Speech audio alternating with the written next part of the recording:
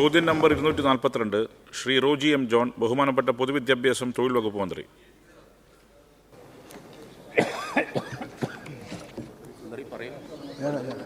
Minister. Sir.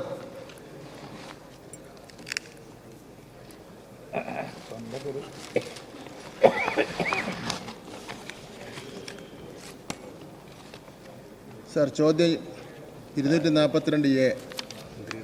സീറ്റുകളിൽ മാത്രം വർധനവ് വരുത്തിയതിനാൽ വിദ്യാർത്ഥികളുടെ പഠന നിലവാരത്തിൽ ഇടിവുണ്ടായതായി ശ്രദ്ധയപ്പെട്ടിട്ടില്ല. സീറ്റ് ക്ഷാമം പരിഹരിക്കുന്നതിന് വേണ്ടി 2024 മെയ് മാസം 8 സർക്കാർ ഉത്തരവ് പ്രകാരം 2023-24 വർഷം താൽക്കാലികമായി അനുവദിച്ചതും നിലനിർത്തിയതും ഷിഫ്റ്റ് ചെയ്തതുമായിട്ടുള്ള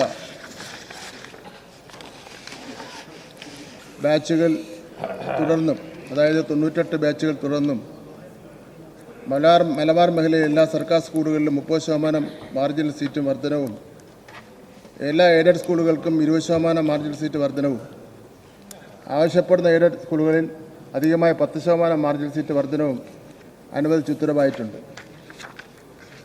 ഭൗതിക സാഹചര്യങ്ങൾ ഉറപ്പാക്കിയാണ് സീറ്റുകൾ വർദ്ധിപ്പിക്കുന്നതും താൽക്കാലിക ബാച്ചുകൾ അനുവദിക്കുന്നതും ചെയ്യുന്നത്. അതിനാൽ ഇത് പഠന നിലവാരത്തെ ബാധിക്കുന്നതായി റിപ്പോർട്ട് ചെയ്യപ്പെട്ടിട്ടില്ല. Sir, B,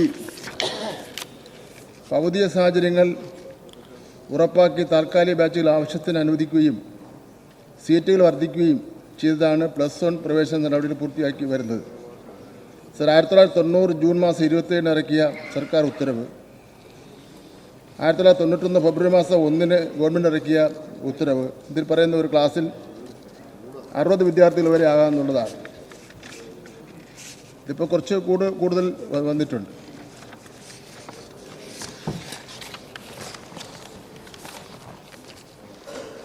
yes, Shri Roji M John. Sir, കേരളത്തിൽ പ്രത്യേകിച്ച് മലബാർ മേഖലയിൽ വളരെ ഗുരുതരമായിട്ടുള്ള +1 ഷീറ്റുകളുടെ ദൗർലഭ്യം, അത് സംബന്ധിച്ച് നമ്മൾ നിരവധി തവണ ഇവിടെ ചർച്ച ചെയ്തിട്ടുള്ളതാണ്.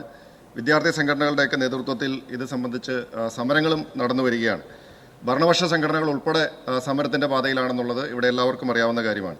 ഇത് സംബന്ധിച്ച് ബഹുമാനപ്പെട്ട മന്ത്രി ഇന്നലെ KSU, MSF ഉൾപ്പെടെയുള്ള വിദ്യാർത്ഥി സംഘടനകളുമായിട്ട് ഈ വിഷയം ചർച്ച ചെയ്തിരുന്നു.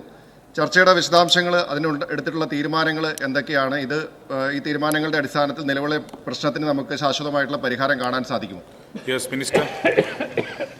ബഹുമാനപ്പെട്ട റോജി എം ജോൺ പറഞ്ഞതുപോലെ നിയമസഭയിൽ ഞാൻ പറഞ്ഞതനുസരിച്ച് ഇന്നലെ വിദ്യാർത്ഥി സംഘടനകളുടെ യോഗം ചേർന്നിരുന്നു. ഉച്ചയ്ക്ക് 2 മണിക്ക് 15 വിദ്യാർത്ഥി സംഘടനകൾ യോഗത്തിൽ പങ്കെടുത്തിരുന്നു. പൊതുസ്ഥിതിയെ സംബന്ധിച്ചിടത്തോളം, മലബാർ മേഖലയിലെ പൊതുവിലെ സീറ്റുകളെ സംബന്ധിച്ചിടത്തോളവും മലപ്പുറം ജില്ലയിലെ പ്രത്യേക സാഹചര്യങ്ങളെ സംബന്ധിച്ചിടത്തോളവും ആ യോഗത്തിൽ അവതരിപ്പിക്കുന്നതിന് വേണ്ടി തയ്യാറായി.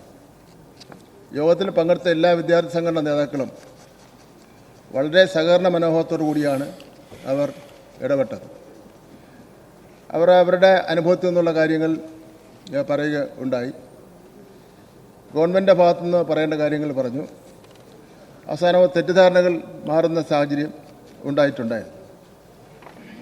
അതിൻ്റെ അടിസ്ഥാനത്തിൽ ചില തീരുമാനങ്ങൾ സാർ കൈക്കൊണ്ടിട്ടുണ്ട്. +1 പ്രവേശനവുമായി ബന്ധപ്പെട്ട് കഴിഞ്ഞ ദിവസം വിദ്യാർത്ഥി സംഘടനാ പ്രതികളുമായി യോഗം ചേർന്ന ഇതിൽ സംസ്ഥാനത്തെ, പ്രത്യേകിച്ച് മലപ്പുറം ജില്ലയിലെ +1 പ്രവേശനവുമായി ബന്ധപ്പെട്ട ആധികാരിക കണക്കുകൾ വിദ്യാർത്ഥി സംഘടനകൾക്ക് ആദ്യമേ തന്നെ കൈമാറിയിരുന്നു. ചർച്ച തുടങ്ങുന്നതിന് മുമ്പ് തന്നെ അവർക്ക് അതിൻ്റെ രേഖ നമ്മൾ കൈമാറിയിരുന്നു. എടുത്ത തീരുമാനങ്ങൾ നിലവിലെ മലപ്പുറത്തിൻ്റെ സാഹചര്യം പരിഗണിച്ച് പുതിയ താൽക്കാലിക ബാച്ച് അനുവദിക്കുക എന്നത് തത്വത്തിൽ അംഗീകരിച്ചു. സർ, ജൂലൈ 2 സപ്ലിമെൻ്ററി അലോട്ട്മെൻറ്റിനുള്ള അപേക്ഷ ക്ഷണിച്ചിരിക്കുകയാണ്. 2, 3, 4 തീയതികളിലായി സപ്ലിമെൻ്ററി അലോട്ട്മെൻറ്റിന് അപേക്ഷിക്കാം. സംസ്ഥാനത്തെമ്പാടുമുള്ള താലൂക്ക് തല സ്ഥിതിവിവര കണക്കുകൾ പൊതുവിദ്യാഭ്യാസ വകുപ്പ് ശേഖരിച്ച് വരികയാണ്.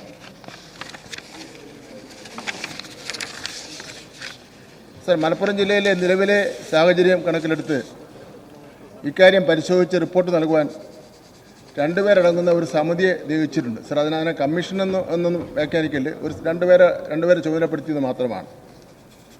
ഹയർ സെക്കൻഡറി ജോയിൻറ്റ് ഡയറക്ടർ അക്കാദമിക്കും മലപ്പുറം RDD എന്നിവരാണ് ചുമതലപ്പെടുത്തിയിട്ടുള്ളത്. ജൂലൈ മാസം 5-നകം അവരുടെ റിപ്പോർട്ട് നൽകുന്നതിന് വേണ്ടി പറഞ്ഞിട്ടുണ്ട്. നിലവിൽ ജൂലൈ 31-നകം അഡ്മിഷൻ അവസാനിപ്പിക്കുന്ന രീതിയിലാണ് പ്രവേശന ഷെഡ്യൂൾ ക്രമീകരിച്ചിരിക്കുന്നത്. നേരത്തെ പ്രഖ്യാപിച്ചിട്ടുള്ള പ്രോസ്പെക്ടസിൽ അങ്ങനെയാണ് പറഞ്ഞിട്ടുള്ളത്. +1 പഠനം ആഗ്രഹിക്കുന്ന എല്ലാ വിദ്യാർത്ഥികൾക്കും പ്രവേശനം ഉറപ്പാക്കും സാർ. ഇതിനകം തന്നെ ക്ലാസ് ഇതിൻ്റെ അടിസ്ഥാനത്തിൽ ഇനിയിപ്പോൾ പുതുതായിട്ട് ചേർന്ന കുട്ടികൾ ക്ലാസ് നഷ്ടപ്പെടുമെങ്കിൽ ആ വിദ്യാർത്ഥികൾക്ക് ബ്രിഡ്ജ് കോഴ്സ് നൽകി അവർക്ക് പഠന വിടവ് നികത്തുന്നതിനുള്ള നടപടികൾ സ്വീകരിക്കും സാർ. നമ്മുടെ ചർച്ചയ്ക്ക് ശേഷം ബഹുമാനപ്പെട്ട പ്രതിപക്ഷ നേതാവും അതുപോലെ തന്നെ ഉപനേതാവും എല്ലാം ഈ സ്കൂൾ കേരള അഡ്മിഷൻ പിന്നെ സപ്ലിമെൻ്റ് അലോട്ട്മെൻറ്റ് കഴിഞ്ഞതിന് ശേഷം നടത്തുന്നതായിരിക്കും നല്ലത് എന്നുള്ള നിലയിലുള്ള ഒരു നിർദ്ദേശം വച്ചു. അതും അംഗീകരിക്കുന്നതിന് വേണ്ടി തയ്യാറാണ്. ഇത് പിന്നെ എത്രയും പെട്ടെന്ന് ഇതിന് റിപ്പോർട്ട് കിട്ടിക്കഴിഞ്ഞാൽ വളരെ പെട്ടെന്ന് തന്നെ പരിഹാരം കാണാൻ കഴിയുമെന്നാണ് പ്രതീക്ഷിക്കുന്നത്. കാസർഗോഡ് ജില്ലയിൽ ഒരു 250 സീറ്റിൻ്റെ കുറവുണ്ട്. അത് സപ്ലിമെൻ്റ് അലോട്ട്മെൻറ്റോടുകൂടി പ്രശ്നം പരിഹാരം കാണും.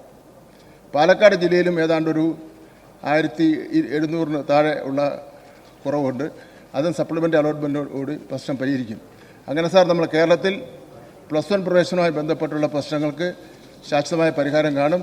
നമ്മൾ കുട്ടികളെല്ലാം വളരെ സന്തോഷത്തിലായിരുന്നു. അവർ പത്രസമ്മേളനം നടത്തി, സമരമെല്ലാം പിൻവലിച്ച് ഇപ്പോൾ ഇന്ന് പൊതുവിദ്യാഭ്യാസ വകുപ്പ് രംഗം ഒന്ന് ശാന്തമായി പോവുകയാണ്. സെക്കൻഡ് ക്വസ്റ്റ്യൻ സർ, ഇവിടെ പറഞ്ഞതനുസരിച്ച് 30% വരെ മാർജിനൽ ഇൻക്രീസ് എന്ന് പറയുമ്പോൾ സർ, ഒരു ക്ലാസ്സിൽ 65 കുട്ടികൾ ലാംഗ്വേജ് ക്ലാസ്സുകൾ കമ്പൈൻഡ് ആയിട്ട് വരുമ്പോൾ അതിൽ കൂടുതൽ ചിലപ്പോൾ 100ഓളം വിദ്യാർത്ഥികളൊക്കെ ഒരു ക്ലാസ്സിൽ ഇരിക്കേണ്ടുന്ന സാഹചര്യം ഉണ്ടാവുകയാണ്. നമ്മൾ അടിസ്ഥാന സൗകര്യം വർദ്ധിപ്പിക്കുന്നു പറയുമ്പോൾ എനിക്ക് തോന്നുന്നു ക്ലാസ് റൂമുകളിലെല്ലാം അധ്യാപകർക്ക് മൈക്ക് കൊടുക്കേണ്ടി വരും സാർ. കാരണം ആ അവസ്ഥയിലായിരിക്കും ഒരു ക്ലാസ് റൂമിൽ വിദ്യാർത്ഥികളുടെ എണ്ണം ഉണ്ടാവുക.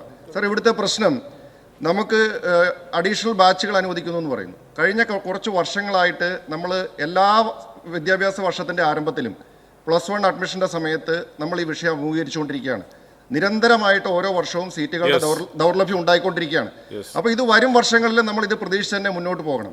അപ്പോൾ ഈ താൽക്കാലിക ബാച്ചുകൾ അനുവദിക്കുക എന്ന് പറയുന്നത് ഒരു ശാശ്വത പരിഹാരമാണ് എന്ന് നമുക്ക് പറയാൻ കഴിയില്ല. മാത്രവുമല്ല, ഈ താൽക്കാലിക ബാച്ചുകളിലൊക്കെ വരാൻ പോകുന്നത് ടെമ്പററി ആയിട്ടുള്ള അല്ലെങ്കിൽ അഡ്ഹോക്ക് അധ്യാപകരൊക്കെ ആയിരിക്കും വരാൻ പോകുന്നത്. അപ്പോൾ ഈ വിഷയത്തിന് നമുക്ക് വരും കാലങ്ങളിൽ നമ്മുടെ കുട്ടികളുടെ ഭാവിയെ ഓർത്തിട്ടെങ്കിലും ഇതിനൊരു ശാശ്വത പരിഹാരം കാണുവാനായിട്ട് സ്ഥിരം ബാച്ചുകൾ അനുവദിച്ചുകൊണ്ട് സ്ഥിരം അധ്യാപകരെ ഉൾപ്പെടെ ലഭ്യമാക്കുന്നതിനുള്ള നടപടികളെ കുറിച്ച് സർക്കാർ ആലോചിക്കും. മിനിസ്റ്റർ, സ്ഥിരം അധ്യാപകർ സാർ, ഇത് അങ്ങ് സൂചിപ്പിച്ചത് ശരിയാണ്. ഇതൊരു ഭരണപക്ഷത്തിൻ്റെ പ്രതിപക്ഷത്തിൻ്റെ പ്രശ്നമാക്കി നമുക്ക് എടുക്കുന്നതിന് വേണ്ടി കഴിയില്ല. ഇത് 1990-ൽ നയനാർ സർക്കാരാണ് ഹയർ സെക്കൻഡറി വിദ്യാഭ്യാസം സ്കൂൾ വിദ്യാഭ്യാസത്തിൻ്റെ ഭാഗമായി ഹയർ സെക്കൻഡറി സ്കൂളുകൾ ആരംഭിക്കുന്നത്. 1990-91 അധ്യയന വർഷത്തിൽ പ്ലീസ് അദ്ദേഹം പറയട്ടെ വിൻസെന്റ്, വെറുതെ ഇങ്ങനെ ഇതാക്കല, പറയട്ടെ. യെസ് അത് ഇഗ്നോർ ചെയ്തേക്ക്. വിൻസെന്റിന്റെ കമന്റ് ഇഗ്നോർ ചെയ്തേ. അല്ല സാർ, വിൻസെന്റ് എല്ലാം കൊണ്ടുവരാൻ ശ്രമിച്ചുകൊണ്ടിരിക്കുകയാണ്. സാർ, 1990-91 അധ്യയന വർഷത്തിൽ ഒരു വിദ്യാഭ്യാസ ജില്ലയിൽ 1 വീതം 31 സർക്കാർ സ്കൂളുകൾ ഹയർ സെക്കൻഡറി ആരംഭിച്ചു. അന്ന് 5160 സീറ്റുകളാണ് നമുക്ക് അന്നുണ്ടായിരുന്നത്. സാർ, നിലവിൽ 2077 ഹയർ സെക്കൻഡറി സ്കൂളുകളിലായി ഇന്നിപ്പോൾ 4.25 ലക്ഷത്തോളം കുട്ടികൾ പഠിക്കാൻ കഴിയത്തക്ക വിധം വിപുലപ്പെട്ട് കഴിഞ്ഞിരിക്കുകയാണ്. 1990-ൽ ഇത് ആരംഭിക്കുമ്പോൾ ഒരു ബാച്ചിൽ 60 കുട്ടികൾ എന്നുള്ള നിലയിലുള്ള ഗവൺമെൻറ് ഉത്തരവാണ് ഇറക്കിയിട്ടുള്ളത്. പിന്നീടാണ് സാർ ഇത് നേരത്തെ പറഞ്ഞതുപോലെ ശതമാനമെല്ലാം കൂട്ടിയതിൻ്റെ അടിസ്ഥാനത്തിൽ നമ്പർ കൂട്ടി വന്നത്. 1990-ൽ 1 ലക്ഷത്തിലധികം കുട്ടികൾക്ക് മാത്രമാണ് SSLC കഴിഞ്ഞ് പ്രീ ഡിഗ്രി അടക്കമുള്ള ഉപരിപഠനത്തിന് പഠിക്കാൻ പോകാൻ കഴിയുന്നത്. എന്നാൽ ഇന്ന് സാർ അത് 1990-ൽ 1 ലക്ഷം കുട്ടികൾക്ക് ഉപരിപഠനത്തിന് SSLC പാസ്സായ കുട്ടികൾക്ക് ഉപരിപഠനത്തിന് പോകാൻ കഴിയുമെങ്കിൽ ഇന്ന് നമ്മുടെ എല്ലാവരുടെയും പരിശ്രമത്തിൻ്റെ ഫലമായി ഇന്ന് 4.25 ലക്ഷത്തിലധികം വിദ്യാർത്ഥികൾക്ക് ഹയർ സെക്കൻഡറിയിൽ മാത്രം ഉപരിപഠനത്തിന് സൗകര്യമുണ്ട് എന്നുള്ള കാര്യം ഞാനിവിടെ സൂചിപ്പിക്കുകയാണ്. സാർ, വീട്ടിൽ നിന്ന് അധിക ദൂരമല്ലാതെ പഠിക്കാൻ കഴിയും. എക്കാലത്ത് ഹയർ സെക്കൻഡറി വിദ്യാഭ്യാസം മെച്ചപ്പെടുത്തുന്നതിന് ഇടതുപക്ഷ ഗവൺമെൻറ് ആയിരുന്നാലും ഐക്യ ജനാധിപത്യ മുന്നണി ഗവൺമെൻറ് ആയിരുന്നാലും ഒക്കെ തന്നെ ഒരു പങ്ക് വഹിച്ചിട്ടുണ്ട്. അപ്പോൾ ഇതിൽ സീറ്റിൻ്റെ കുറവിൻ്റെ കാര്യത്തിൽ ഏതെങ്കിലും ഒരു മുന്നണിയുടെയോ അല്ലെങ്കിൽ ഒരു മുന്നണിയുടെ എന്നൊരു പ്രശ്നമായിട്ട് കാണാൻ വേണ്ടി പറ്റില്ല. ഇത് കൂട്ടായി ആലോചിക്കണം. സാർ, നമുക്കിപ്പം കൂട്ടായി വേണമെങ്കിൽ നമുക്ക് ആലോചിക്കാൻ കഴിയുന്നൊരു കാര്യമുണ്ട്. നമുക്കിപ്പോൾ ഇവിടെ സൂചിപ്പിച്ച പോലെ ഇന്നത്തെ ഒരു സാഹചര്യത്തിൽ എല്ലാ സ്ഥലത്തും സ്ഥലക്കുറവുണ്ട്, ക്ലാസിൻ്റെ കുറവുണ്ട്. നമുക്ക് എല്ലാവർക്കും കൂട്ടായി ആലോചിച്ചാൽ ഷിഫ്റ്റ് സമ്പ്രദായത്തെ സംബന്ധിച്ചിടത്തോളം ആലോചിക്കാൻ കഴിയുന്ന ഒരു കാര്യമാണ്. അതല്ലെങ്കിൽ മറ്റേതെങ്കിലും നിർദ്ദേശം ഉണ്ടെങ്കിൽ അതിനെ സംബന്ധിച്ചിടത്തോളം ആലോചിക്കാൻ കഴിയുന്ന കാര്യമാണ്. അങ്ങനെ നമുക്ക് എല്ലാവരും കൂട്ടായി ആലോചിച്ചുകൊണ്ട് ഈ കുട്ടികളെ അക്കോമഡേറ്റ് ചെയ്ത് മുന്നോട്ട് പോകുന്നതിനെ സംബന്ധിച്ചിടത്തോളം നമുക്ക് ആലോചിച്ച് പ്രശ്നത്തിന് പരിഹാരം കാണാം. അതിൽ ഉത്കണ്ഠപ്പെടേണ്ട ഒരു കാര്യമില്ല എന്നുള്ള കാര്യം ഞാനിവിടെ സൂചിപ്പിക്കുകയാണ്. ശ്രീ സണ്ണി ജോസഫ്. സാറേ, കേരളത്തിലെ മലബാർ മേഖലയിൽ +1 സീറ്റുകളുടെ കുറവുണ്ടെന്നുള്ള കാര്യം ബഹുമാനപ്പെട്ട മന്ത്രിയും സർക്കാരും അംഗീകരിച്ചു. ആ കാര്യം നമുക്ക് എല്ലാവർക്കും അറിയുന്ന കാര്യമാണ്. അതിന് ഈ താൽക്കാലിക ബാച്ചുകൾക്ക് പകരം സ്ഥിരം ബാച്ചുകൾ, അതിനും അപ്പുറത്തേക്ക് എനിക്ക് ചോദിക്കാനുള്ളത്, ഹൈസ്കൂളുകൾ മാത്രമുള്ള സ്ഥലങ്ങളെ ഹയർ സെക്കൻഡറി സ്കൂളുകളായിട്ട് അപ്ഗ്രേഡ് ചെയ്ത് ഒരു പഞ്ചായത്തിൽ 2 ഹയർ സെക്കൻഡറി സ്കൂളുകളെങ്കിലും അവിടുത്തെ വിദ്യാർത്ഥികൾക്ക് നേരത്തെ ബഹുമാനപ്പെട്ട മന്ത്രി പറഞ്ഞതുപോലെ തന്നെ അധിക ദൂരത്തിലല്ലാതെ പ്രയാസമില്ലാതെ ഹയർ സെക്കൻഡറി വിദ്യാഭ്യാസത്തിന് സൗകര്യമൊരുക്കത്തക്ക രൂപത്തിൽ ഹൈസ്കൂളുകൾ മാത്രമായി നിൽക്കുന്ന സ്ഥലങ്ങളെ അപ്ഗ്രേഡ് ചെയ്ത് ഹയർ സെക്കൻഡറി സ്കൂളുകളാക്കി ഉയർത്തുന്നതിനുള്ള നടപടികൾ സ്വീകരിക്കും. സാർ, അത് ഒന്ന് ആലോചിക്കാതെ മറുപടി പറയാൻ കഴിയുന്ന കാര്യമല്ല. നമുക്ക് വ്യക്തിപരമായി പറഞ്ഞാൽ നമുക്ക് കൂടുതൽ ബാച്ചുകൾ ആരംഭിക്കുന്നത് തന്നെയാണ് നല്ലത്. നിശ്ചിത ശതമാനം വർദ്ധിപ്പിച്ചാൽ നേരത്തെ പറഞ്ഞ പോലെ ഒരു ക്ലാസ്സിൽ 70-72 കുട്ടികൾ വരുന്ന സാഹചര്യം ഉണ്ടാവും. വിദൂര ഭാവിയിൽ നമുക്ക് ശാശ്വതമായ പരിഹാരം കാണുന്നതിന് വേണ്ടി അങ്ങ് പറഞ്ഞ പോലുള്ള കാര്യങ്ങൾ നമുക്ക് ആലോചിക്കേണ്ടി വരും. ആ സമയത്ത് നമുക്ക് ആലോചിക്കാം. ശ്രീ ടി സിദ്ദിഖ്. സർ, മുമ്പ് കുട്ടികൾ ഏത് സബ്ജക്റ്റ് പഠിക്കണമെന്ന് തീരുമാനിച്ചത് അച്ഛനമ്മമാരാണ് സർ. ഇപ്പോൾ ഒരു നല്ലൊരു ശതമാനം വിദ്യാർത്ഥികൾ ഏത് സബ്ജക്റ്റ് പഠിക്കണം, എവിടെ പഠിക്കണം എന്ന് തീരുമാനിക്കുന്നത് സർക്കാരാണ്. അതൊരു ഗുരുതരമായിട്ടുള്ള സാഹചര്യമാണ് സർ. എൻ്റെ നിയോജകമണ്ഡലത്തിൽ ഒരു വളരെ ഗുരുതരമായിട്ടുള്ള ഒരു പ്രശ്നം, നിരവധി പ്രശ്നങ്ങൾ വന്നിട്ടുണ്ട്, അതിലൊന്ന് ചൂണ്ടിക്കാണിക്കാം സർ. മുഹമ്മദ് ജാസിം എന്ന് പറയുന്ന ENT അതുപോലെ സൈക്യാട്രി ഡിസബിലിറ്റി ഉള്ളതായിരിക്കുന്ന ഒരു കുട്ടിക്ക് തമിഴ്നാടിനോട് ചേർന്ന് കിടക്കുന്ന പഞ്ചായത്താണ് മൂപ്പൈനാട് പഞ്ചായത്ത്. അവിടെയുള്ള കുട്ടിയാണ്. ആ കുട്ടിക്ക് അഡ്മിഷൻ കിട്ടിയിരിക്കുന്നത് കർണാടകയോട് ചേർന്ന് കിടക്കുന്നതായിരിക്കുന്ന കാട്ടിക്കുളത്തെ ഹയർ സെക്കൻഡറി സ്കൂളിലാണ് അഡ്മിഷൻ കിട്ടിയത്. 3.5 മണിക്കൂർ യാത്ര ചെയ്യണം. എന്ത് ചെയ്യും സർ? ഡിസേബിൾഡ് ആയിട്ടുള്ള ഒരു കുട്ടിയാണ്. ഇതാണ് ഗുരുതരമായിട്ടുള്ള ഒരു സാഹചര്യം. ചോദ്യം ചോദിക്കുക സർ. ഇഷ്ട വിഷയങ്ങൾ ലഭിക്കാൻ A+ കിട്ടിയതായിരിക്കുന്ന കുട്ടികൾക്ക് വരെ ഇഷ്ട സബ്ജക്റ്റ് കിട്ടാത്തതായിട്ടുള്ള ഗുരുതരമായ സാഹചര്യം സർ. ഫുൾ A+ കിട്ടിയതായിരിക്കുന്ന കുട്ടികൾ സർ, എന്റെ ചോദ്യം ചോദിക്കുക. ഫുൾ A+ കിട്ടിയതായിരിക്കുന്ന കുട്ടികൾക്ക് വരെ കിട്ടാത്ത സാഹചര്യം സർ. എന്റെ ചോദ്യം സർ, ഈ സീറ്റ് പ്രശ്നം ഒരു വർഷം പുതുതായി വരുന്നതല്ല, തുടർച്ചയായി എല്ലാ വർഷവും വരികയാണ്. എത്ര കുട്ടികൾ SSLC എഴുതുന്നു എന്നുള്ളത് സർക്കാരിന് മുമ്പിൽ കണക്കുണ്ട് സർ. ഈ കുട്ടികൾക്ക് ഹയർ സെക്കൻഡറിക്ക് പഠിക്കാൻ ആവശ്യമായിട്ടുള്ള പശ്ചാത്തലം ഒരുക്കാൻ മുൻകൂട്ടിയുള്ള നടപടി സ്വീകരിക്കാതെ റിസൾട്ടിന് ശേഷം പ്രവണത അവസാനിപ്പിച്ച് മുൻകൂട്ടിയുള്ള നടപടികൾക്ക് സർക്കാർ നേതൃത്വം കൊടുക്കൂ. ചോദ്യം ആർക്കും തിരിഞ്ഞില്ല. സിദ്ദീഖ്, നമുക്ക് വേണ്ട അങ്ങ് പറഞ്ഞത് ബഹുമാനപ്പെട്ട സ്പീക്കർക്ക് മുഴുവൻ മനസ്സിലായില്ലെങ്കിൽ എനിക്ക് മനസ്സിലായിട്ടുണ്ട്. ഒരു കുഴപ്പമുണ്ട്.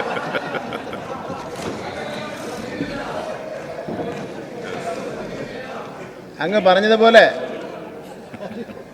ആഗ്രഹിക്കുന്ന മുഴുവൻ വിദ്യാർത്ഥികൾക്കും ആഗ്രഹിക്കുന്ന സ്ഥലത്തും ആഗ്രഹിക്കുന്ന കോഴ്സും കിട്ടുന്നില്ല എന്നുള്ള കാര്യം ഒരു സത്യമായിട്ടുള്ള കാര്യമാണ്. അത് LDFിൻ്റെ കാലഘട്ടത്തിലുണ്ടായതല്ല, UDFിൻ്റെ കാലഘട്ടത്തിലുണ്ടായില്ല. ഇതെല്ലാം ആരെ ഭരിച്ചാലും ഉണ്ടായിക്കൊണ്ടിരിക്കുന്ന ഒരു പ്രശ്നമാണ്. അല്ല, അതിൽ സ്റ്റേറ്റ്മെന്റ് ഒരു മിനിറ്റ് ഞാൻ ചോദിച്ചോട്ടെ. അങ്ങ് ഒരു മിനിറ്റ് ഞാൻ പറഞ്ഞോട്ടെ. അങ്ങനെയാണ് നമുക്കൊക്കെ ഫസ്റ്റ് ബാച്ചിൽ ക്ലാസ് എടുത്ത KLA ചോദ്യങ്ങൾ സ്റ്റേറ്റ്മെന്റ്സ് ആവാൻ പാടുന്നു. അങ്ങയുടെ അഭിപ്രായം എന്താ? അത് പറ. ഞാൻ പറയാം. 1 മിനിറ്റ് എടുത്തിട്ടില്ല. 1 മിനിറ്റും 12 സെക്കൻഡ് എടുത്തിട്ട് 50 സെക്കൻഡ് ആയപ്പോ അങ്ങ് തടസ്സപ്പെടുത്തി. ഒരു മെമ്പർ ഒരു ചോദ്യം ചോദിച്ചു കഴിഞ്ഞിട്ട് അങ്ങ് ചെയറിലിരുന്ന് പറയാണ് ആ ചോദ്യം അവിടെ ആർക്കും മനസ്സിലായില്ല എന്ന് പറഞ്ഞാൽ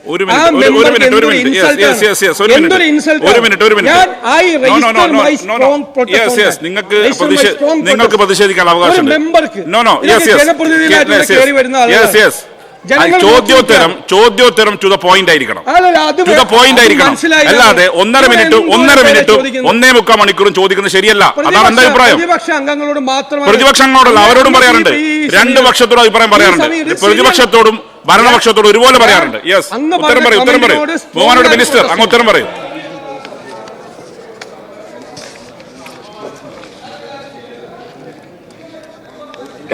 ആരോടും അങ്ങനെ പറയുന്നത് ശരിയല്ല. എല്ലാവരും ബാധിക്കേണ്ട ഉത്തരവാദിത്തമാണിത്.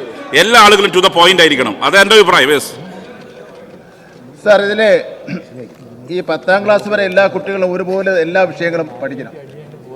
എന്നാൽ 11, 12 ക്ലാസ്സുകൾ അങ്ങനെയല്ല. ഉന്നത വിദ്യാഭ്യാസ രംഗം നടക്കുന്ന വിഷയ പഠനവുമായി ബന്ധപ്പെടുത്തുന്ന തരത്തിലാണ് പ്രസ്തുത ക്ലാസ്സുകളിലെ പഠനത്തെ നിലവിൽ ക്രമീകരിച്ചിരിക്കുന്നത്. അതുകൊണ്ട് തന്നെ വിവിധ വിഷയങ്ങളുടെ കൂട്ടം എന്ന നിലയിലാണ് ഹയർ സെക്കൻഡറി കോഴ്സുകൾ എന്ന് പറയുന്നത്. സർ, അത് ശാസ്ത്രം, ഹ്യൂമാനിറ്റീസ്, കോമേഴ്സ് എന്ന തരത്തിൽ പോവുകയാണ്. അതുകൊണ്ട് തന്നെ വിവിധ സ്കൂളുകളിൽ വിവിധ വിഷയ കോമ്പിനേഷനുകളാണ് ഉണ്ടാവുക. അതുകൊണ്ട് തന്നെ അങ്ങ് പറഞ്ഞതുപോലെ ഉദ്ദേശിക്കുന്ന വിഷയം കിട്ടാൻ സാധ്യത കുറവായിരിക്കും. ഇങ്ങനെ വൈവിധ്യമാർന്ന വിഷയ കോമ്പിനേഷൻ ഉള്ളതിനാൽ 10ാം ക്ലാസ് വരെ ഇല്ലാത്ത വിധം സെലക്ഷൻ പ്രക്രിയയിലൂടെ കുട്ടികൾ കടന്നു പോകേണ്ടി വരും. മെറിറ്റ് സീറ്റിലേക്ക് കൃത്യമായ മാനദണ്ഡങ്ങളുടെ അടിസ്ഥാനത്തിൽ കമ്പ്യൂട്ടർ സാങ്കേതിക വിദ്യ ഉപയോഗിച്ചാണ് സാർ തിരഞ്ഞെടുപ്പ് നടത്തുന്നത്. ആ കാര്യത്തിൽ നമുക്ക് ഇടപെടാൻ കഴിയാത്തത് കൊണ്ടാണ് കുട്ടികൾക്ക് ഇഷ്ടമുള്ള സ്കൂളിലും ഇഷ്ടമുള്ള വിഷയം കിട്ടാത്തത്. മാനദണ്ഡങ്ങൾ എന്താണെന്ന് പ്രോസ്പെക്ടസിന് കൃത്യമായി പ്രസിദ്ധീകരിച്ചിട്ടുണ്ട്. എല്ലാ കോഴ്സുകളും അക്കാദമികമായി തുല്യ പ്രാധാന്യമാണുള്ളത്. ഏതെങ്കിലും ചില കോഴ്സുകളിലേക്ക് മാത്രം കാര്യങ്ങളെ പരിമിതപ്പെടുത്തുന്നത് ഒരു രാജ്യത്തിൻ്റെ വിവിധങ്ങളായ വികസന ആവശ്യങ്ങളുമായി പൊരുത്തപ്പെട്ട് പോകുന്നില്ല. അതിനാൽ കൃത്യമായ മാനദണ്ഡങ്ങളുടെ അടിസ്ഥാനത്തിലാണ് നമുക്ക് ഇതിൻ്റെ റാങ്ക് ലിസ്റ്റ് തയ്യാറാക്കുന്നത്. സർ, ഇതിൽ ഒരു കാര്യം കൂടെ പറയാം. ഓരോ വിദ്യാർത്ഥിയുടെയും weighted grade point average WGPA എന്ന് പറയും. അതാണ് പ്രവേശനത്തിൻ്റെ മാനദണ്ഡം. വിദ്യാർത്ഥിക്ക് SLCക്ക് പഠിച്ച സ്കൂളിൽ തന്നെ പ്രവേശനം ലഭിക്കുന്നതിനായി പഠിച്ച സ്കൂളിന് 2 ബോണസ് പോയിന്റ്, താമസിക്കുന്ന ലോക്കൽ ബോഡിയിൽ തന്നെയുള്ള സ്കൂളിൽ പ്രവേശനം ഉറപ്പാക്കുന്നതിനായി താമസിക്കുന്ന ലോക്കൽ ബോഡിയിലെ സ്കൂളിന് 2 ബോണസ് പോയിന്റ്. സാർ,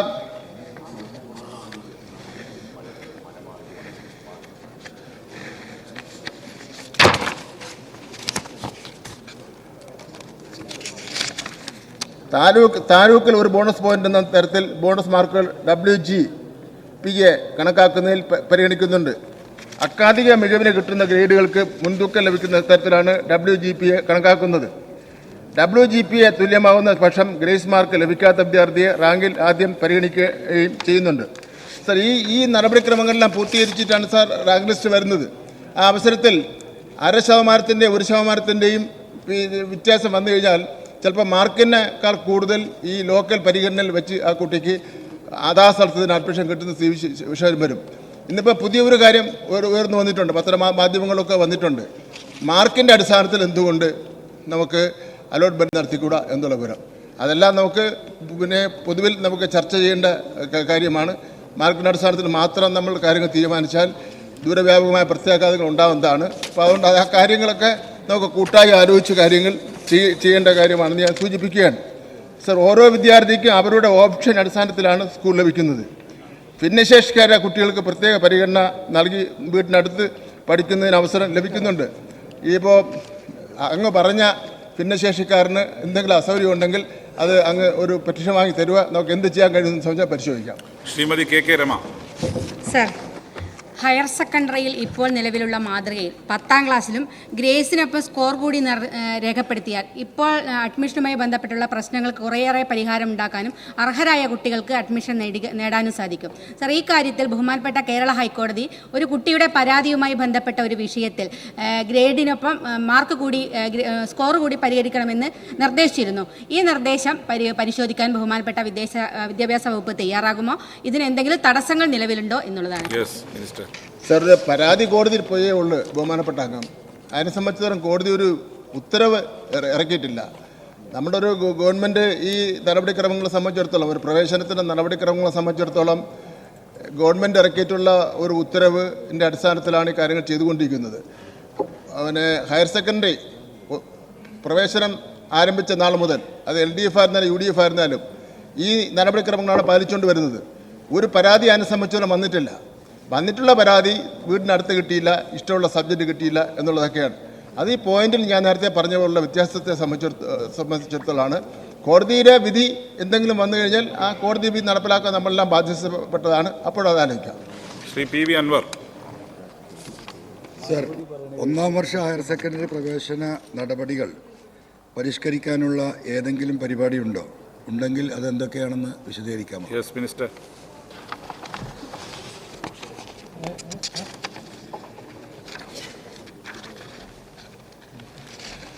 സർ, ഈ 1990 ജൂൺ 27-ന് 1991 ഫെബ്രുവരി മാസം 1-നും പുറത്തിറക്കിയ സർക്കാർ ഉത്തരവുകളുടെ കൂടി അടിസ്ഥാനത്തിലാണ് ഞാൻ നേരത്തെ സൂചിപ്പിച്ച പോലെ 1ാം വർഷ ഹയർ സെക്കൻഡറിയുടെ പ്രവേശന നടപടി നടക്കുന്നത്. ഹയർ സെക്കൻഡറി ആരംഭിച്ച കാലം പ്രവേശന പ്രക്രിയയിലുണ്ടായ അശാസ്ത്രീയത കടക്കാനാണ് 2007-ൽ ഏകജാലക സംവിധാനം ഏർപ്പെടുത്തിയിട്ടുള്ളത്. ഓരോ വർഷവും സർക്കാർ പുറത്തിറക്കുന്ന പ്രോസ്പെക്ടസിൻ്റെ അടിസ്ഥാനത്തിലാണ് പ്രവേശന നടപടികൾ നടത്തുന്നത്. ഈ നടപടികൾ വർഷാവർഷം പുതുക്കാറുണ്ട്. മാത്രമല്ല, കേരളത്തിൻ്റെ പ്രവേശന നടപടികൾ പല സംസ്ഥാനങ്ങൾക്കും മാതൃകയാകാറുണ്ട്. സർ, ഇന്ന് ദേശീയാടിസ്ഥാനത്തിൽ നടക്കുന്ന ഇന്ത്യ രാജ്യത്തിൻ്റെ പ്രസ്റ്റീജ് മത്സരങ്ങൾ, പിന്നെ എഴുത്തുപരീക്ഷയെ സംബന്ധിച്ചിടത്തോളം നടന്നുകൊണ്ടിരിക്കുന്ന കാര്യങ്ങളെല്ലാം നമുക്കറിയാമല്ലോ. സർ, മാത്രമല്ല കേരളത്തിൻ്റെ പ്രവേശന നടപടികൾ പല സംസ്ഥാനങ്ങൾക്ക് മാതൃകയാണ്. പല സംസ്ഥാനങ്ങളും ഇത് അനുകരിക്കുന്നുണ്ട്. എങ്കിലും ഈ നടപടിക്രമങ്ങളിൽ എന്തെങ്കിലും തരത്തിലുള്ള പരിഷ്കരണം ആവശ്യമാണോ എന്നുള്ള കാര്യം നമുക്ക് പരിശോധിക്കാം. കാരണം 10-25 വർഷങ്ങൾക്ക് മുമ്പ് നമ്മൾ തയ്യാറാക്കിയിട്ടുള്ള ഒരു രീതിയാണ് വർത്തമാന കാലഘട്ടത്തിൽ നമ്മൾ മൊത്തത്തിൽ വരുന്ന മാറ്റത്തിനനുസരിച്ച് രീതിക്ക് എന്തെങ്കിലും മാറ്റം വരുത്തണോ എന്നുള്ള കാര്യം പരിശോധിക്കാം. എന്ന് മാത്രമല്ല, പല ഘട്ടങ്ങളിലും ചർച്ച ചെയ്ത അവസരത്തിൽ താലൂക്ക് അടിസ്ഥാനത്തിൽ റാങ്ക് ലിസ്റ്റ് തയ്യാറാക്കണം, പ്രാദേശിക അടിസ്ഥാനത്തിൽ തയ്യാറാക്കണം എന്നെല്ലാമുള്ള പല അഭിപ്രായങ്ങളൊക്കെ തന്നെ ഉയർന്നു വന്നിട്ടുണ്ട്. അപ്പോൾ അതെല്ലാം വെച്ചുകൊണ്ട് നമുക്ക് ഒരു പഠനം നടത്തുന്ന തെറ്റില്ല. തീർച്ചയായിട്ടും ഹയർ സെക്കൻഡറിയുടെ കുറച്ചും കൂടെ സുതാര്യമായി ഈ ഇപ്പോൾ ഉയർന്നു വന്ന പോലുള്ള പരാതികൾ ഒഴിവാക്കിക്കൊണ്ട് നമുക്ക് എങ്ങനെ പ്രവേശനം നടത്താം എന്നതിനെ സംബന്ധിച്ചിടത്തോളം ഒരു പരിശോധന നടത്തുന്നതിന് വേണ്ടി ഗവൺമെൻറ് തയ്യാറാണ് എന്നുള്ള കാര്യം ഞാൻ സൂചിപ്പിക്കുകയാണ്. ബഹുമാനപ്പെട്ട പ്രതിപക്ഷ ഉപനേതാവ്. സർ, ബഹുമാനപ്പെട്ട വിദ്യാഭ്യാസ മന്ത്രി പറഞ്ഞു, ഇന്നലെ വിദ്യാർത്ഥി നേതാക്കളെ ഇവിടെ പ്രതിപക്ഷ നേതാവിൻ്റെ മുറിയിൽ വിളിച്ച് നിങ്ങൾ കഴിയുന്നത്ര കൺസ്ട്രക്റ്റീവായിട്ടുള്ള ഒരു സ്റ്റാൻഡ് എടുത്തോ, വെറുതെ വിദ്യാഭ്യാസ മന്ത്രി ചർച്ച നടത്തുമ്പോൾ വെള്ളമുണ്ടാക്കി ഇറങ്ങിപ്പോരാൻ നിൽക്കേണ്ട, വിഷയത്തിന് പരിഹാരം ഉണ്ടാകുന്ന രീതിയിൽ ഒന്ന് ഡിസ്കഷനിൽ കൺസ്ട്രക്റ്റീവായിട്ട് പങ്കെടുത്തോ എന്നൊക്കെ ഉപദേശം കൊടുത്താണ് അങ്ങോട്ട് വന്ന് അവരങ്ങനെ തന്നെ ചെയ്തു. പക്ഷേ സർ, ഇതിലുള്ള ഒരു പ്രശ്നം ബഹുമാനപ്പെട്ട വിദ്യാഭ്യാസ മന്ത്രി മനസ്സിലാക്കേണ്ടത്, ഇതൊരു ഒന്നാമത് ഒരു മലപ്പുറം ജില്ലയിലെ പ്രശ്നമാക്കി ചുരുക്കി ഇങ്ങനെ പറഞ്ഞുകൊണ്ടിരിക്കേണ്ട ഒരു കാര്യമില്ല. കാരണം ഇത് എൻ്റെ അഭിപ്രായത്തിൽ ഇടുക്കി ഉൾപ്പെടെ വളരെ വിദ്യാഭ്യാസപരമായി പിന്നോക്കം നിൽക്കുന്ന ജില്ലയിലൊക്കെ ഒരു ക്വാളിറ്റി എഡ്യൂക്കേഷൻ കൊടുക്കാൻ മാർക്കുള്ള കുട്ടികൾക്ക് സീറ്റ് കൊടുക്കാൻ കഴിയായകയുണ്ട്. കോഴിക്കോട് ജില്ലയിലില്ലേ, പാലക്കാടില്ലേ. അപ്പോൾ നമ്മൾ ഈ തേങ്ങ കൂട്ടിലിടുന്ന മാതിരി ഇത്ര സീറ്റ് ഉണ്ട്, അതേപോലെ തന്നെ ഇത്ര ആവശ്യമുള്ളൂ എന്ന് പറഞ്ഞ് ഉദ്യോഗസ്ഥന്മാർ എഴുതി തരുന്ന ഈ കണക്ക് സർ, ഇത് ജനപ്രതിനിധികളായ നമ്മൾ പറയുന്ന ഈ പ്രായോഗിക പ്രശ്നമായിട്ട് സത്യത്തിലൊരു ബന്ധമില്ല. അതുകൊണ്ട് സാമ്പത്തിക ചെലവാണ് പ്രശ്നം എന്നുണ്ടെങ്കിൽ അത് വെച്ച് വർത്തമാനം പറഞ്ഞ് കൂട്ടായി ആലോചിക്കണം. അല്ലാതെ ഈ പ്രശ്നത്തിനെ ഇങ്ങനെ പ്രാദേശികമായി ലഘൂകരിച്ച് കണ്ട് അവിടെ നിന്നുള്ളൊരു കമ്മിറ്റി വെച്ച് എന്നിട്ട് അവർ തരുന്ന റിപ്പോർട്ട് ഇനി എന്താ നോക്കുക. പാലക്കാട് ജില്ലയിൽ ഏറ്റവും കൂടുതൽ പ്രശ്നമുണ്ട്, കോഴിക്കോട് ജില്ല അതിനേക്കാൾ പ്രശ്നമുണ്ട്, ഇപ്പോൾ സിദ്ദിഖ് പറഞ്ഞ കാസർഗോഡുണ്ട്. ക്വാളിറ്റി എഡ്യൂക്കേഷൻ എവിടെയെങ്കിലും പോയി ചേർന്നോ നിങ്ങൾക്ക് അത്ര മതി എന്നുള്ളൊരു സമീപനം നമുക്ക് കുട്ടികളോട് എടുക്കാൻ പറ്റുമോ? അപ്പോൾ ഇത് വളരെ ഗൗരവമുള്ള, ഇന്നലെ തീരുമാനം വന്നതിന്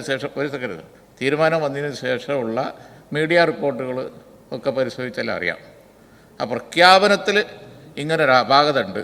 അപ്പോൾ 5-ാം തീയതി റിപ്പോർട്ട് വരുന്നതിൻ്റെ മുമ്പ് റിയൽ പ്രശ്നം ഒന്ന് അഡ്രസ്സ് ചെയ്യാം.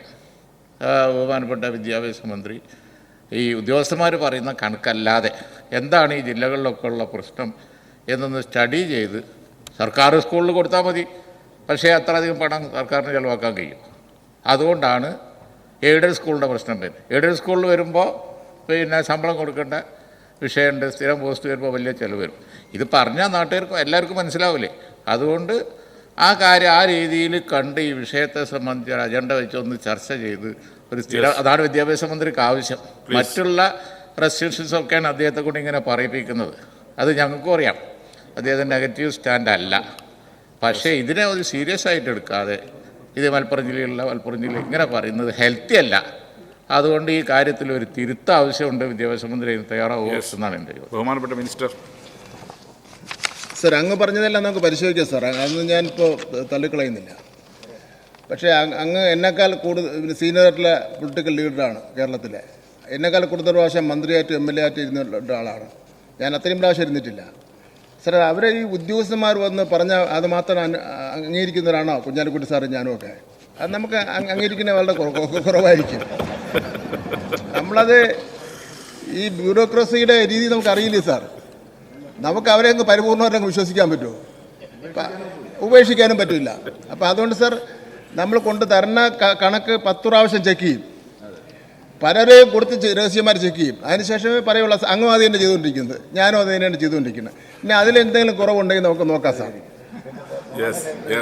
സാർ ഇത് സാർ വേറൊരു കാര്യം സാർ വേറൊരു കാര്യം, ഞാൻ 2-3 പ്രാവശ്യം കണക്ക് മലപ്പുറം ജില്ലയിലെ കണക്ക് ഇവിടെ പറഞ്ഞുകൊണ്ട് ഞാൻ അത് വീണ്ടും ആവർത്തിക്കുന്നില്ല സാർ. ഞങ്ങൾ വിദ്യാർത്ഥി സംഘടന നേതാക്കളും കൂടെ, സ്പീക്കർ സാർ 1 മിനിറ്റ് കൂടെ, ഞങ്ങൾ വിദ്യാർത്ഥി സംഘടനകൾ എല്ലാം കൂടെ ചേർന്ന് യോഗം കൂടിയപ്പോൾ അങ്ങും പ്രതിപക്ഷ നേതാവിൽ ഇടപെട്ടിരുന്നു. അതിൻ്റെ ഒരു ശാന്തത അവരിൽ കാണാൻ വേണ്ടി കഴിഞ്ഞു സാർ. അപ്പോൾ എനിക്ക് മനസ്സിലായി എന്നെ 10 മിനിറ്റ് തടഞ്ഞിട്ടത് ആര് പറഞ്ഞിട്ടാണെന്നുള്ളത് എനിക്ക്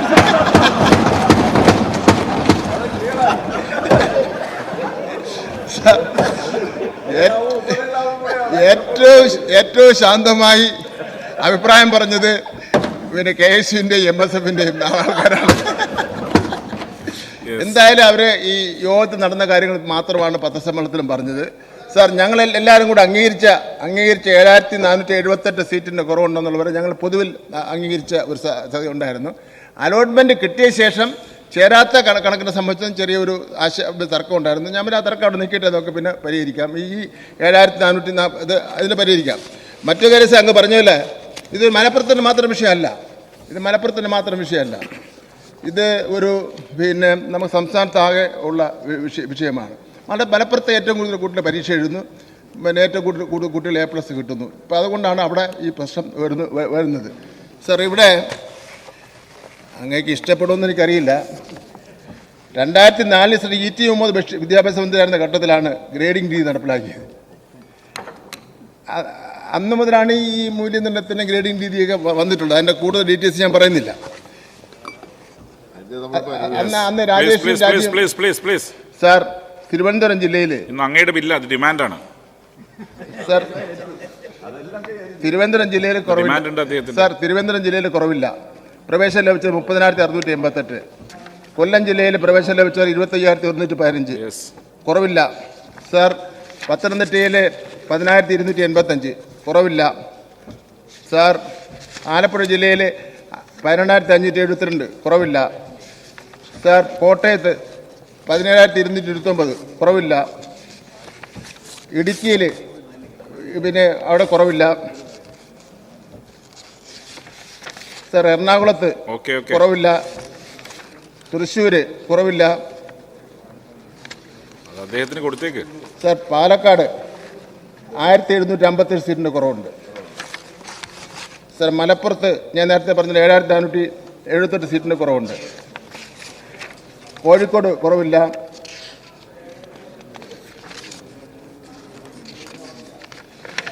സാർ. വയനാട് കുറവില്ല. കാസർഗോഡ്, കണ്ണൂർ കുറവില്ല. കാസർഗോഡ് 252 കുറവുണ്ട് സാർ. ഇതിൽ സാർ ഞാൻ സാധാരണ കഴിഞ്ഞ വർഷം കുറച്ചൊരു പ്രശ്നം ഉണ്ടെങ്കിൽ പോലും കഴിഞ്ഞ വർഷം നമ്മുടെ ഈ സീറ്റുകൾ ചില സ്കൂളുകൾ കുറഞ്ഞ് വേക്കൻ്റായി കിടക്കുമല്ലോ. വേക്കൻ്റായി കിടന്നുകൊണ്ട് ഒരു ഗുണമില്ലല്ലോ, നമ്മളെ കുട്ടികൾ പഠിക്കേണ്ടതാണല്ലോ. അങ്ങനെ വന്നു കഴിഞ്ഞാൽ പ്രത്യേക നിർദ്ദേശം കൊടുത്ത് ഹെഡ് മാസ്റ്റർ കൂടെ സമ്മതിക്കാമെങ്കിൽ ഞങ്ങൾ പിന്നെ കുട്ടികൾക്ക് അപേക്ഷ കൊടുക്കുന്നതിന് സ്പെഷ്യൽ ഓർഡർ കൊടുക്കാറുണ്ട്. ഏറ്റവും കൂടുതൽ അങ്ങനെ വാങ്ങിയിട്ടുള്ളത് നമ്മുടെ കാസർഗോഡുള്ള 2 MLA-മാരാണ്. അവർക്ക് നമ്മൾ ഒരു പ്രശ്നമില്ലാതെ ഇല്ലേ? യെസ് അവർ നന്ദി പറഞ്ഞു പ്ലീസ്. അദ്ദേഹം നന്ദി പറഞ്ഞു. യെസ് സാർ, അതുകൊണ്ട് പൊതുവിദ്യാഭ്യാസ രംഗം കൈകാര്യം ചെയ്യുന്നത് കക്ഷി രാഷ്ട്രീയത്തിന് അതീതമായി നമ്മൾ എല്ലാവരും കൂടെ ആണെന്നുള്ള കാര്യം ഇപ്പോൾ നമുക്ക് ബോധ്യപ്പെട്ടല്ലോ. അതുകൊണ്ട് നമുക്ക് സഹകരിച്ച കാര്യം മുന്നോട്ട് പോകാം. ശ്രീ KV സുമേഷ്. ഇതിലെ ഈ കേരളത്തിൽ ഉയർന്നു വരുന്ന ബഹുമാനപ്പെട്ട നമ്മുടെ രക്ഷാകർത്താക്കളിൽ നിന്നും വിദ്യാർത്ഥികളിൽ നിന്നൊക്കെ ഉയർന്നു വരുന്ന ഒരു പ്രധാനപ്പെട്ട ആക്ഷേപം, മികച്ച വിജയം നേടിയിട്ട വിദ്യാർത്ഥികൾക്ക് അവർക്ക് ഇഷ്ടമുള്ള വിഷയത്തിന് ഇഷ്ടമുള്ള സ്കൂളിൽ കിട്ടുന്നില്ല എന്നുള്ളതാണ് ഉയർന്നു വരുന്ന വിമർശനം. സാർ, ഇതിൻ്റെ വസ്തുത എന്താണ് എന്നതാണ് ബഹുമാനപ്പെട്ട മിനിസ്റ്ററോട് ഞാൻ ചോദിക്കുന്നത്. ബഹുമാനപ്പെട്ട അങ്ങ് സുമേഷ്, വസ്തുത ഒന്ന്, നമുക്ക് അവർക്ക് ഇഷ്ടമുള്ള പിന്നെ കോഴ്സ് കിട്ടുന്നില്ല, ഇഷ്ടമുള്ള സ്കൂളിൽ കിട്ടുന്നില്ല, ഇഷ്ടമുള്ള വിദ്യാഭ്യാസ സ്ഥാപനത്തിൽ കിട്ടുന്നില്ല എന്നൊക്കെ പറഞ്ഞൊരു പ്രശ്നമാണ്. എങ്കിലും 10ാം ക്ലാസ് വരെ എല്ലാ കുട്ടികളും ഒരുപോലെ എല്ലാ വിഷയങ്ങളും പഠിക്കണം. എന്നാൽ 11, 12 ക്ലാസ്സുകൾ അങ്ങനെയല്ല. ഉന്നത വിദ്യാഭ്യാസത്തിൽ നടക്കുന്ന വിഷയപഠനവുമായി ബന്ധപ്പെടുത്തുന്ന തരത്തിലാണ് പ്രസ്തുത ക്ലാസ്സുകളിലെ പഠനത്തിൻ്റെ നിലവിൽ ക്രമീകരിച്ചിരിക്കുന്നത്. സർ, അതുകൊണ്ട് തന്നെ വിവിധ വിഷയങ്ങളുടെ കൂട്ടമെന്ന നിലയിലാണ് ഹയർ സെക്കൻഡറി കോഴ്സുകൾ എന്ന് പറയുന്നത്. അത് ശാസ്ത്ര, ഹ്യൂമാനിറ്റീസ്, കൊമേഴ്സ് എന്ന തരത്തിലാണ് ഉള്ളത്. അതുകൊണ്ട് തന്നെ വിവിധ സ്കൂളുകളിൽ വിവിധ വിഷയ കോമ്പിനേഷനാണ് ഉണ്ടാവുക. അങ്ങനെ വൈവിധ്യമാർന്ന വിഷയ കോമ്പിനേഷൻ ഉള്ളതിനാൽ 10ാം ക്ലാസ് വരെ ഇല്ലാത്ത വിധം സെലക്ഷൻ പ്രക്രിയയിലൂടെ കുട്ടികൾ കടന്നു പോകേണ്ടി വരും. സാർ, മെറിറ്റ് സീറ്റിലെത്തിക്ക് കൃത്യമായ മാനദണ്ഡങ്ങളുടെ അടിസ്ഥാനത്തിൽ കമ്പ്യൂട്ടർ സാങ്കേതിക വിദ്യ ഉപയോഗിച്ചാണ് തെരഞ്ഞെടുപ്പ് നടത്തുന്നത്. മാനദണ്ഡങ്ങൾ എന്താണെന്ന് പ്രോസ്പെക്ടസിൽ കൃത്യമായി രേഖപ്പെടുത്തിയിട്ടുണ്ട്. എല്ലാ കോഴ്സുകളും അക്കാദമികമായി തുല്യ പ്രാധാന്യമാണുള്ളത്. സാർ, ഏതെങ്കിലും ചില കോഴ്സുകളിലേക്ക് മാത്രം കാര്യങ്ങളെ പരിമിതപ്പെടുത്തുന്നത് അത് ശരിയല്ല. അപ്പോൾ അതാണ് സാർ ഏറ്റവും പ്രധാനപ്പെട്ട കാര്യം. കമ്പ്യൂട്ടർ സാങ്കേതിക വിദ്യയിലൂടെയാണ് പ്രവേശന നടപടികൾ ക്രമീകരിക്കുന്നത്. അതിനെ സംബന്ധിച്ചിടത്തോളം ഒരു പരാതികളും വന്നിട്ടില്ല. സാർ, നമ്മുടെ മുന്നിലുള്ള കാര്യം 10ാം ക്ലാസ് പാസ്സായി വരുന്ന എല്ലാ കുട്ടികളും +1 പഠിക്കുന്നുണ്ടോ, ITIക്ക് പോകുന്നുണ്ടോ, പോളിടെക്നിക്കിന് പോകുന്നുണ്ടോ, അല്ലെങ്കിൽ SLC കഴിഞ്ഞ ശേഷമുള്ള ഒരുപാട് മറ്റ് കോഴ്സുകളുണ്ട്, അതിന് പോകുന്നുണ്ടോ, സ്കോൾ കേരളയുടെ കോഴ്സിന് പോകുന്നുണ്ടോ? അപ്പോൾ പലപ്പോഴും അത്തരം കോഴ്സുകളെ അംഗീകരിക്കുന്നുണ്ട്, പലരും തയ്യാറാവുന്നില്ല. ഇത് പ്രശ്നം കഴിഞ്ഞ ശേഷം പിന്നെ അംഗീകരിക്കുന്നു എന്നുള്ളതാണ്. അതാണ് എന്നെ സംബന്ധിച്ച് സൂചിപ്പിക്കാനുള്ളത്. ശ്രീ മുഹമ്മദ് മോഹസിൻ, ചോദ്യം പെട്ടെന്ന്. പാലക്കാട് ജില്ലയിൽ പരിഗണിക്കുമ്പോൾ പട്ടാമ്പിയെ പ്രത്യേകം പരിഗണിക്കണമെന്ന് അഭ്യർത്ഥിക്കുകയാണ്. സാർ, നമ്മുടെ കേരളത്തിൽ പല സ്കൂളുകളിലും ഹയർ സെക്കൻഡറി സ്കൂളിൽ ഒരു ക്ലാസ്സിൽ 60-ലധികം കുട്ടികൾ പഠിക്കുന്നുണ്ട്. എന്നാൽ ചില സ്കൂളുകളിൽ അത്ര തന്നെ പല ബാച്ചുകളിലും ആവശ്യത്തിനുള്ള കുട്ടികളും ഇല്ല എന്നുള്ളൊരു പ്രശ്നമുണ്ട്. ഇത് വിവിധ സ്കൂളുകളിലുണ്ട്. അപ്പോൾ ഈ പ്രശ്നം കൂടി ഇപ്പോൾ ഈ അഡ്മിഷന്റെ കാര്യങ്ങൾ ചർച്ച നടക്കുമ്പോൾ ഇതുകൂടി അഭിമുഖീകരിക്കാനുള്ള ഒരു നടപടി സ്വീകരിക്കുമോ? ശരിക്കും അങ്ങനെ വിഷയം ശ്രദ്ധയിൽപ്പെട്ടിട്ടുണ്ടോ? മിനിസ്റ്റർ.